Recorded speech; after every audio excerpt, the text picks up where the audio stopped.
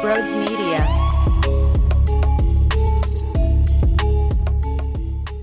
The Sixers with the stinker. That's just reality of the situation. Before we talk about the game, if you are new to the channel, make sure you smash that subscribe button, hit that thumbs up button as well. Come join the Broads Media community. We have so much fun talking Philadelphia sports here, so join the fun. It really is a blast. If you are looking to buy tickets to go to any NBA, NHL, NFL game, you can use promo code BROADS at SeatGeek's checkout page for $20 off. It's a no-brainer. You're basically eliminating all those fees at the end that gets tacked onto the price, and you go, what the hell? That's not what I thought it was going to be. Forget about those fees because I'm giving you $20 free right off your tickets. Promo code BROAD, SeatGeek's checkout. It's a no-brainer. Get yourself to a game today. And then lastly, TikTok. We're really having a lot of fun over there. We're implementing a lot more at Broads Media, TikTok. Hit the follow button. With all that, we're finished with the nonsense prior and enjoy the show.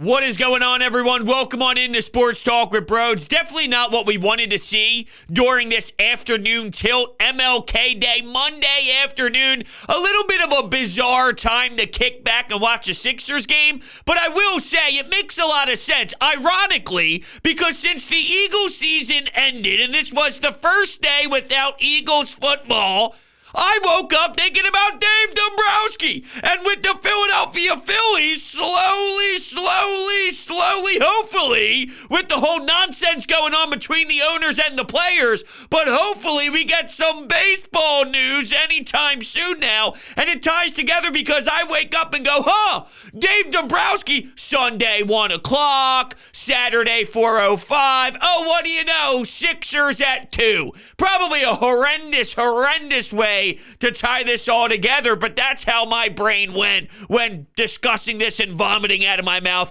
like we always do here at Broads Media. So, with that being said, what a terrible outing. What a horrible loss in D.C. Now, if we look at their most recent stretch that they are currently on, it's hard for me to be so disappointed when they responded to that Charlotte loss with a huge win against the Boston Celtics and with a massive win, a character win, some would say, against the Miami Heat on a second half of a back-to-back. So you have Sunday off and then a Monday afternoon game. They look defeated, other than Joel Embiid, who gave you 30-plus again, and getting to the charity stripe was very big for him, for his ability to get his points and to score early on and all. He had some nice dunks in there, though.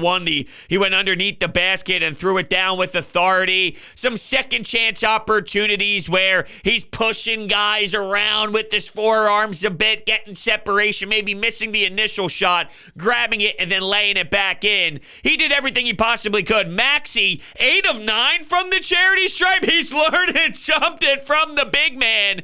He helped out as much as he possibly could, but at some point, someone has to wake up. Oh, Tobias, maybe it could be you. That was one of the worst Tobias Harris's performance I've seen, and that's saying a lot considering how disastrous he has been all season long. He fouled out in 25 minutes. He shot 3 of 11 from the field. He scored 7 points all game long, and when you look at the rest of his stat sheet, he had 1 rebound, 1 assist, 0 blocks, 0 steals. What did Tobias Harris truly do out there today? He collected a paycheck. You can go back to the Danny Green game where I believe I saw that they added a steal onto his stat sheet that night. But if you remember, the other day, he had 0, 0, 0, 0, 0. He did absolutely nothing. That's how I applied Tobias Harris today. I mean, how do you foul out like that?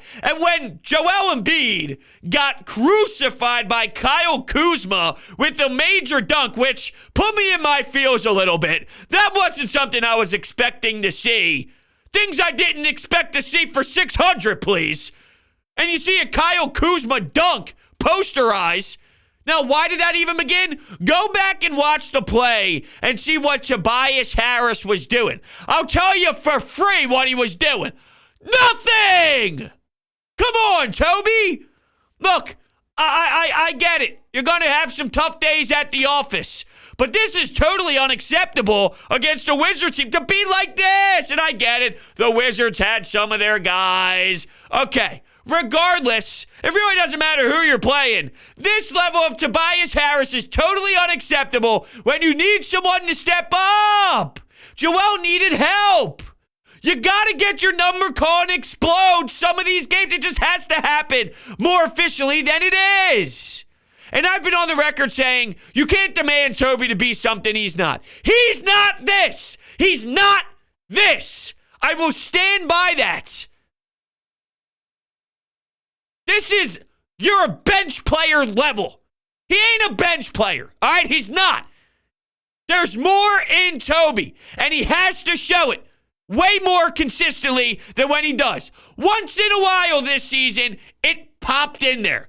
Where last year, it was once in a blue moon, it popped in there when he was bad. And most of the times, he was reliable being your closer. We literally called him Robin to the Batman. We called him and called his number to be the closer. Now, I don't think I could ever believe that that's who he is either. Because last year, he was doing it at such an insane clip that I was blown away with how magnificent it was. And I didn't believe deep down that you could rely on that for a while. And it held its own. And he proved me wrong last year. Now, in the playoffs, things got a little bit shaky, but we know that Ben Simmons is the major problem in what happened last year. Even with their other flaws surrounding the roster, he was the major issue.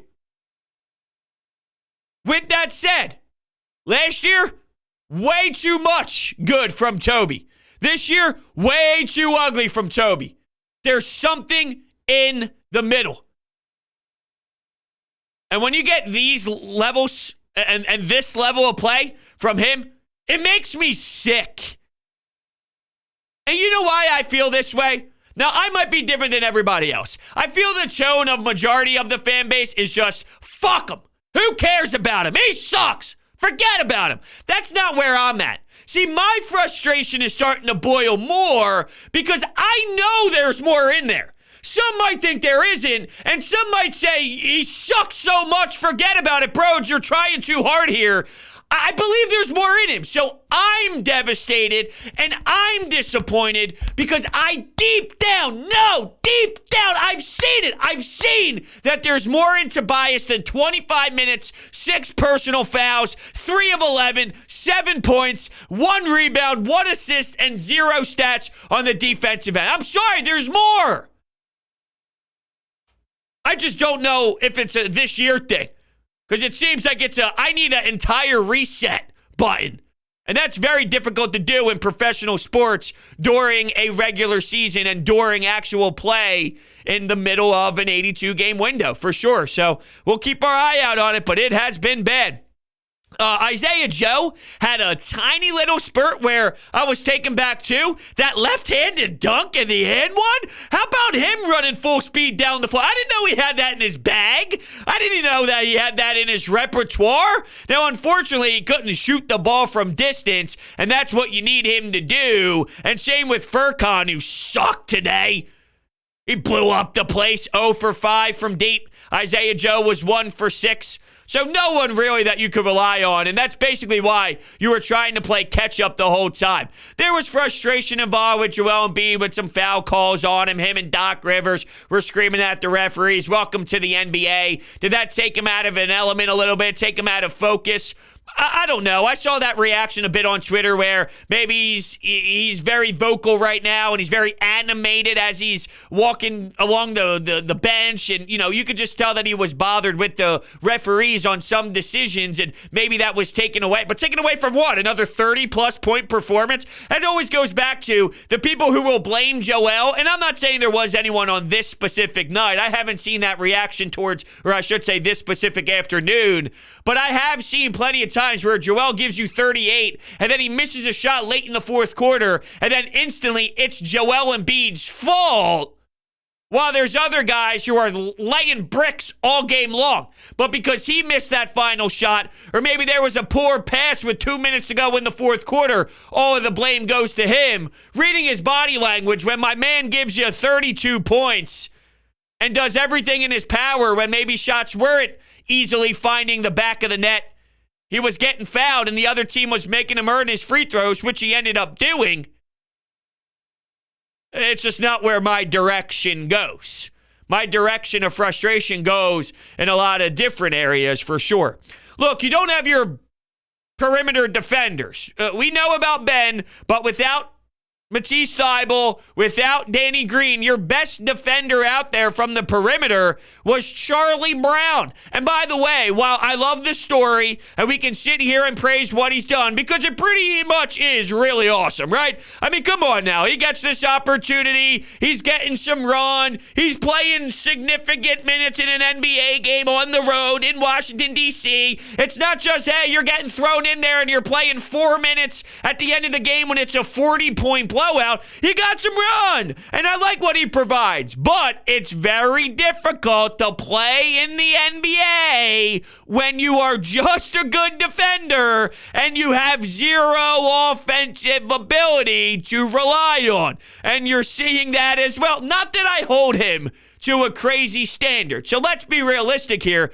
Knowing his story, knowing his circumstance, do I demand Charlie Brown to go out there and knock down shots at will and just be a lethal scorer and give you 27 behind Joel Embiid's 32? No, that would be fucking awesome. That would be unbelievable, but that ain't the case, and I don't expect it. But I'm just laying it out for you while I keep harping on the fact that Matisse Thybulle is problematic. Ben Simmons is problematic. When you see the lack of offensive play by these guys that are just good defenders, it hurts you. Just in general, the mold of the player, not the individual player specifically, but their identity as a player, they're defenders. And, well, it ends up hurting you.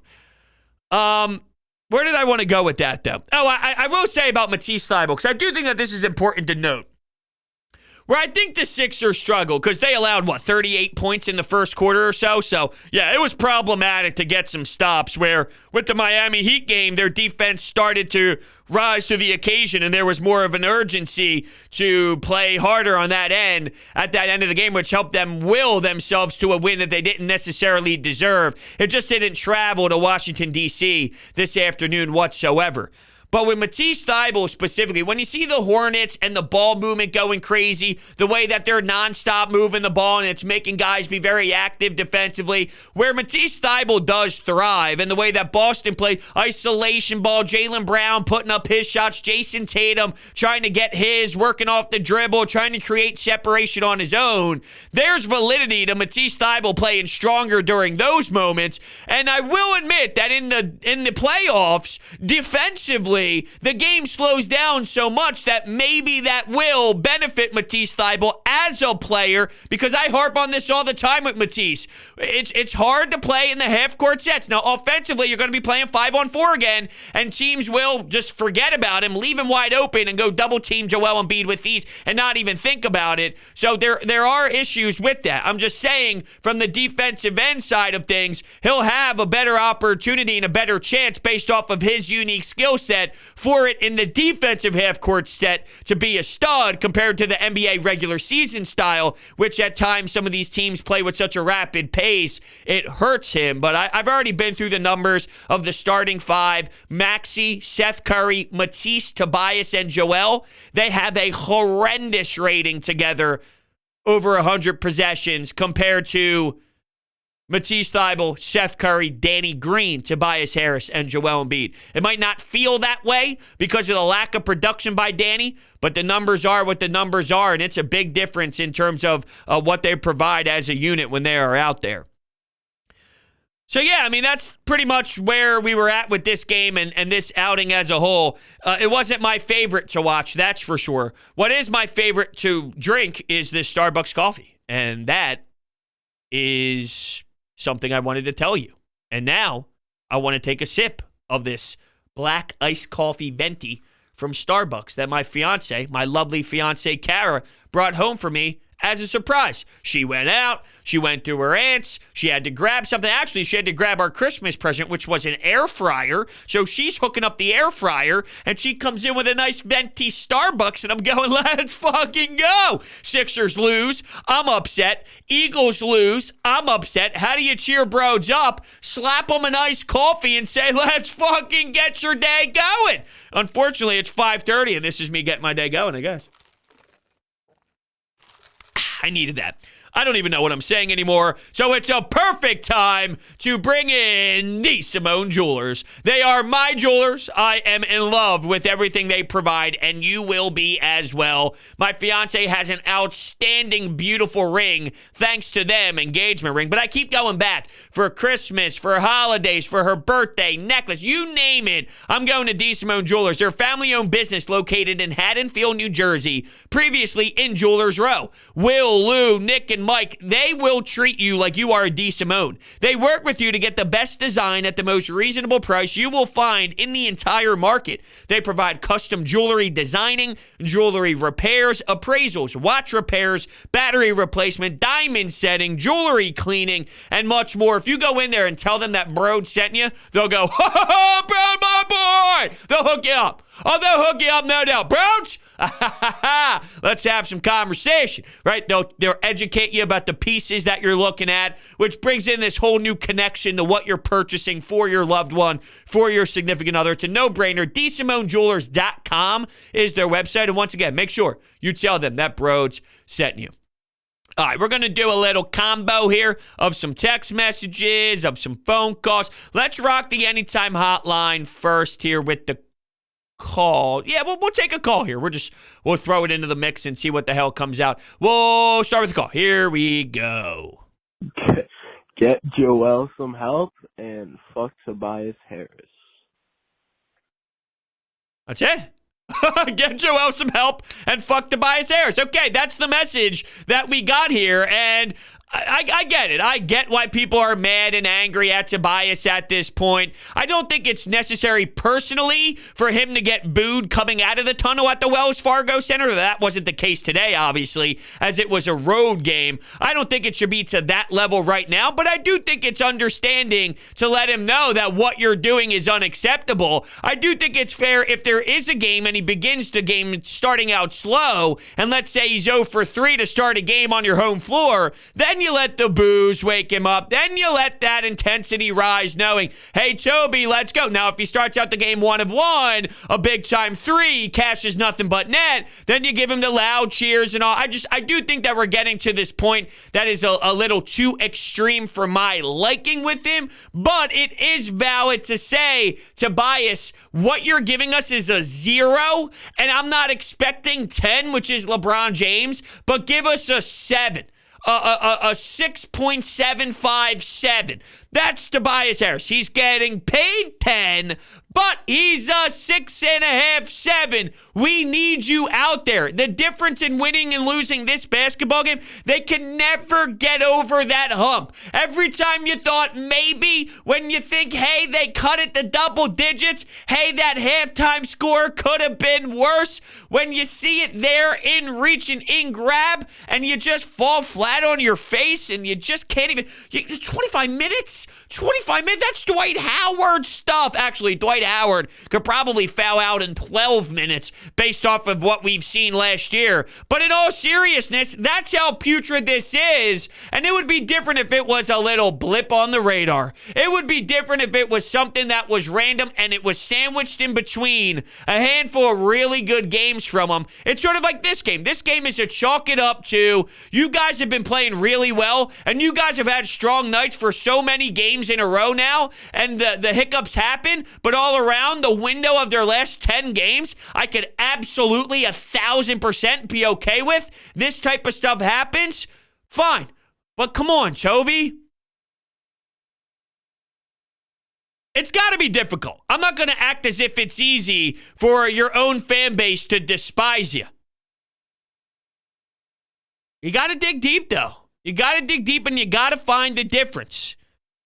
Make quicker decisions. Stop overthinking. That's really what it comes down to. I know it's easier said than done, Because there was a time in my hockey career where I was told the same thing. You're overthinking. Every time you get the puck, you're trying to make too much of a play with it, because I knew if I didn't make big plays that most likely I wouldn't get a lot of playing time. So I tried to do more than I needed to. Instead of just making the simple pass to the tape on the wall, I tried to skate it out of the zone, which maybe would result in a turnover. And now I'm back checking the other way, and there's a 2-on-1 that happened, right? I'm just giving you an example. And with Tobias, maybe he's trying to do too much on some of these possessions where let the game come naturally to you. But he's all over the map. And I've mentioned this before. I have to imagine that some of the physical injuries that we are aware of is taking a toll on him physically, and then there's a domino effect that then enters the mind of the mental side of the game as well. But in terms of getting Joel Embiid help, as much as I agree with you, they need to do something, because there's times where nobody's able to step up because they're not good enough. Isaiah Joe, Furkan Korkmaz, these players, I like Tyrese Maxey a lot, and he's a stud. His burst to the basket is like no other, and sometimes when he puts it on display, it really does leave me in awe with how much he has that quick burst and how equipped he is in that area to beat defenders, and they just look like they're in quicksand while he's flying towards the rim. It's amazing. He's a raw young player who you just can't rely on consistently. You can rely on him a lot, don't get me wrong. I don't want to act as if you can't rely on him ever. No, you can. For a first real, hey, you're our guy type of season for Tyrese Maxey, I'm pretty proud on how much you can rely on him, but we do know that you need another one. You need another guy. It's the NBA in 2022. You need way more. But with that all being said, I'm still okay with the way Daryl Morey's handling this. He's handling it the right way. All right, we'll read a text here. Joey from Princeton. I'm really not putting too many feelings into this one. I've seen this team play strong in some of their bigger matchups when you look at Boston and Miami over this past week. With a bad Orlando Magic team in Philly Wednesday, this must not roll into next game. Love the show, bros. Keep up all the hard work. Thanks, Joey. I really appreciate the kind words, and I think I really like the way that you laid that out. Now you play Wednesday, and this is very similar to what I said about that Charlotte game. What happens when you play the Celtics? You kick their ass and you win. All right. Orlando, a team you should crush. They're not very good. They do not win a lot of basketball games. They're filled with a roster of bums. Me and you could probably make the roster with a 10-day tryout and score some buckets, because every bad player on a bad team needs to put up some numbers. Even bad teams score 70-plus points. So, hell, give me the rock and let me cash in 9 real quick, will ya? This was ugly. This was bad. Didn't have it. One of those nights. All the cliches that are in the book could be literally tied to what we saw today. And that's fine. Better not happen against Orlando. You're on your home floor. This year, the home floor ain't shit. No one's afraid to come into Philadelphia. When is it time to change the narrative? Make it tough. Make it hard to play against. Over the Brett Brown era, you'd be afraid. You'd be pissing yourself. Shit would be coming out of your ass when you're on the bus going, this is going to be toxic. This is going to be a hard one. Come on now. Have it start on Wednesday. Am I going a little too extreme? Maybe I am. Maybe I am. But use that mentality to fuel you. When is it going to switch? When will it be engaged differently at home? Don't tell me it's too much pressure. I'm sure there's people already waiting to say, bros, it's the fans. The fans are putting too much pressure on these guys, and they don't know how to act, and they don't know how to perform when everybody's pretty much breathing down their neck. Oh, please. Oh, get out of here. It didn't stop anybody before. It didn't stop them being unbelievably talented at home in the past with J.J. Redick, with Marco Bellinelli, with Ersan Ilyasova, with T.J. McConnell, with all these guys. Come on now. I don't even want to hear it. The hypothetical people thinking about it, I don't even want to hear it. Oh, I'm looking down at my notes and I forgot all about this. Real quick, let me take another sip of this coffee, but this was hysterical. Andre Drummond I mean, he's 9 feet from the basket. He gets a pass. When he's in midair, what is he doing? Is it a slam dunk? Is it an alley-oop? No, he fucking tries to throw it. It almost looked like a soccer throw. When you go over your head, you put your foot forward and you're throwing it in to kick it around the pitch, if you will, for all you English Premier League fans out there, or your La Liga fans, or hey, your Philadelphia Union MLS fans. It seemed like he was going for one. He tried to throw it down. What are you doing? I'm trying to throw it down. Yeah, I know we say that all the time. Like, Embiid throws it down. Not literally. I mean, come on, Andre. What are we doing? Let's clean up the noggin a little bit. Let's sharpen it up a little bit. Let's be a little smarter out there. Oh, man, pure comedy out of Andre Drummond for sure. All right, we'll do one more text here. This is from Connor. Thanks, Connor, for texting in. You're a loyal texter, so thank you. When will... Oh, there looks like a little typo here, unless I can't read. No, there's a typo here. When will Joel Embiid get the help he deserves? Always about the help. I mean, seriously, Daryl Morey can't be seriously watching this every night. Well, you seem to be very serious here, Connor. I mean, seriously, Daryl Morey can't be seriously watching this every night. Trade 25, trade 25. Lots of exclamation points, capital letters. Connor seems to be fired up. And I go back to, with Daryl Morey, this was not going to be easy. This was going to be painful, and this would be tough to watch at times. Even throughout all that, the way Daryl Morey is handling this situation, I got zero issues with. It's the right way. Let it go. Stop over stressing about it. Don't worry about it. It'll get handled the right way. Just let it take some time. Now, there were some reports today that it feels the progress is moving forward, and it possibly still will happen. The thought is it happens still this season. I'm not going to believe it until I see it. And it might end up happening. Maybe it is closer than we think from the outside looking in, and there's more dialogue happening around the league that just isn't as vocal and as loud as maybe we would like it to be. So we're looking for answers, we're looking for information, and they're dealing with it internally without it being a big blow up to the outside. Maybe that is the case. And if it bleeds into next offseason, draft night, this and that, I think what you need to do, and you know what? Joel Embiid the other day, you know what he mentioned? He mentioned this team, he's okay with where they're at. And he said that we got the pieces here. Is it just player speak? Maybe a little bit. Maybe it is. But I'll tell you what, Joel Embiid ain't kicking down the door screaming in Daryl Morey's face. Why is that? Because he knows too. He's a smart man, and he knows what's best for this team isn't just to just get rid of them for nothing and then bring back a handful of just guys. They're doing all right now. They're holding down the fort at more than just an acceptable rate. Yeah, they had some tough losses early in the season. COVID hit them after an 8-2 start. We know what happened. But Joel knows how to win in this league. You need real talent. You need real legit talent. And that's no knock on these players that have roles and smaller roles, because they are important as well. But to land those superstars, those high-level all-stars, you don't just randomly get them.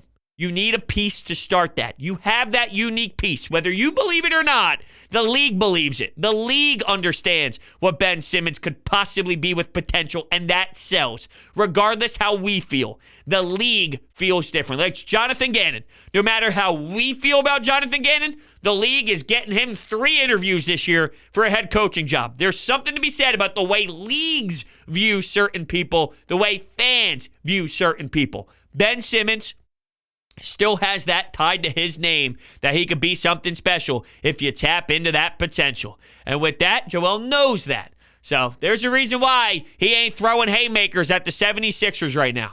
He's a smart man when it comes to this, and he sees what I see. It's painful right now, but at the end of the day, what's best for this organization is to maximize that trade. And if it takes time to do it, then so be it. It's something you're willing to sacrifice, knowing it puts you in the best position at the end of it. And with that being said, we're going to shut things down here. I want to thank everybody so much for hanging out with me today. Little weird with the afternoon game, but It is what it is. It threw me out of my element. You know what I mean? Like, I understand why the game was in the afternoon, of course, and why all these games are happening throughout the day, which is awesome to watch basketball on this MLK Day. But just in terms of your body flow, you're just so accustomed, 7 o'clock at night, you're going through your work day, just kind of threw it in a weird spot. It was just different. But it would have been better if the Sixers won, that's for sure. With that, thank you all so much, and I will see you next time.